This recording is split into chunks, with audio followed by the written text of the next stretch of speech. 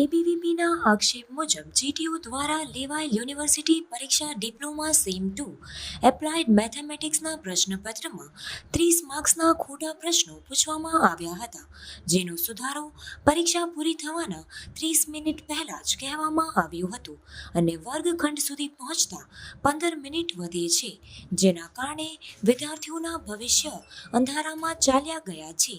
આ મામલે અખિલ ભારતીય વિદ્યાર્થી પરિષદ દ્વારા જામનગરમાં પણ પોલિટેકનિક કોલેજ ખાતે એબીવીપી વિરોધ પ્રદર્શન કરવામાં આવ્યું હતું.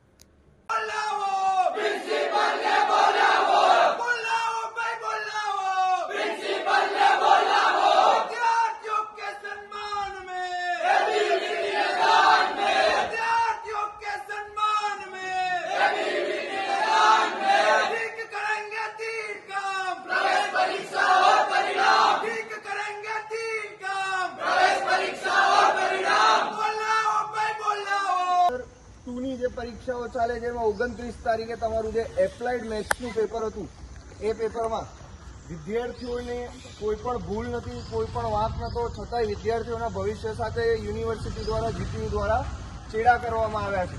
તમારા 70 માર્ક્સના પેપરમાં 30 માર્ક્સના ખોટા પ્રશ્નો પૂછવામાં આવ્યા હતા. વિદ્યાર્થીઓ એટલા ભોળા હતા કે એમણે સાચો જવાબ લખ્યો, એમને એવું હતું કે પેપર